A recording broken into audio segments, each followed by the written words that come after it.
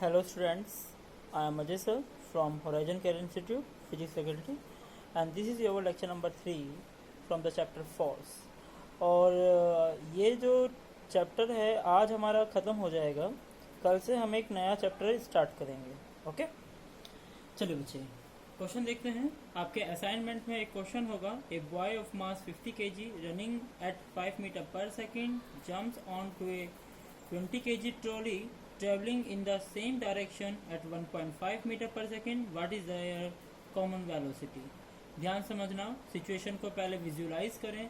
क्या है, आपके पास एक बॉय है, वो उसका मास गिवन है, कितनी वेलोसिटी से जा रहा है वो भी आपको बता रखा है, और एक ट्रॉली है जो कि सेम डायरेक्शन में चल रही है लेकिन इसकी स्पीड अलग है एज कम्पेयर टू बॉय, और उसका मास दे रखा है हमें.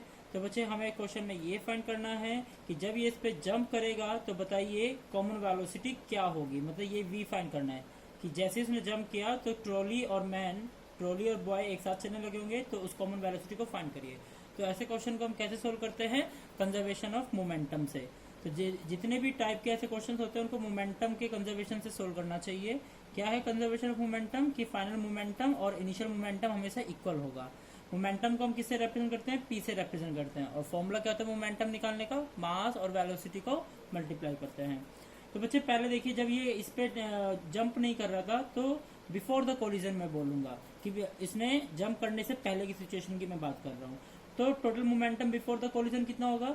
देखिए, इसका मास दे रखा है, वेलोसिटी दे रखी है, इसका मास दे रखा है, इसकी वेलोसिटी दे रखी है. तो टोटल मोमेंटम निकालने के लिए मास इंटू वेलोसिटी इसका करेंगे, मास इंटू वेलोसिटी इसका करेंगे और इनका सम कर देंगे. तो इनिशियल मोमेंटम क्या होगा? इनिशियल मोमेंटम होगा momentum of boy plus momentum of trolley.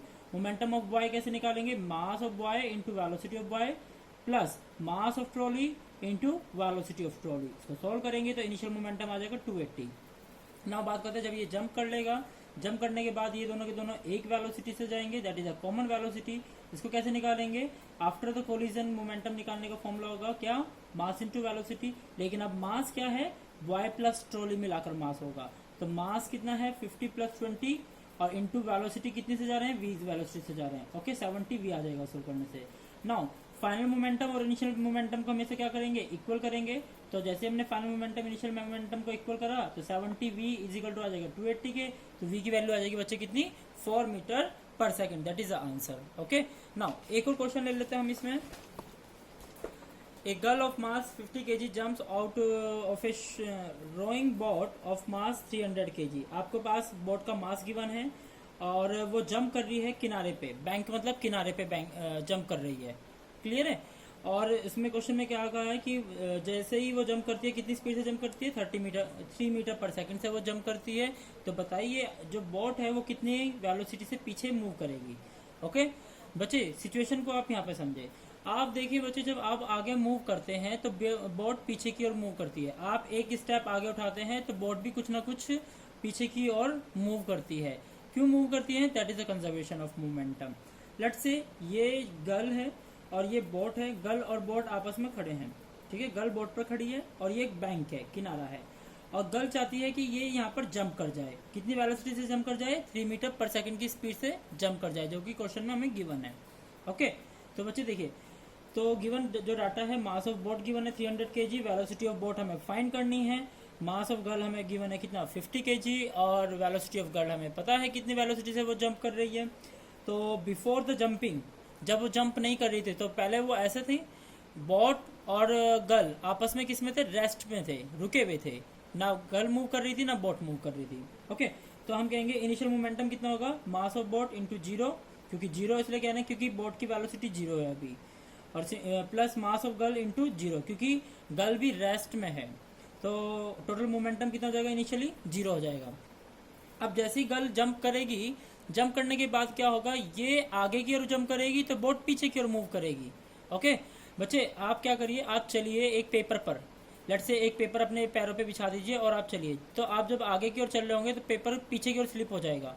क्यों हो जाता है? That is a momentum conservation. Similarly यहाँ पे हम बोट से एक कदम आगे रखेंगे तो बोट पीछे की ओर हमारी बैकवर्ड मूव करने लगेगी.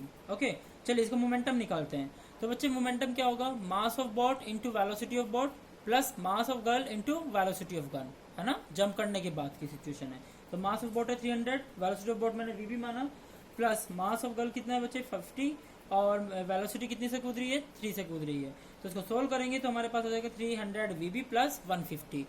और फिर हम क्या करेंगे, फाइनल मोमेंटम और इनिशियल मोमेंटम को क्या करेंगे, इक्वल करेंगे। तो final momentum initial momentum equal करेंगे तो हमारे पास हो जाएगा 300 वीबी प्लस 150 इज इक्वल टू 0। तो इसको सोल्व करने से वीबी की वैल्यू आ जाएगी कितना बच्चे, -0.5 मीटर पर सेकेंड।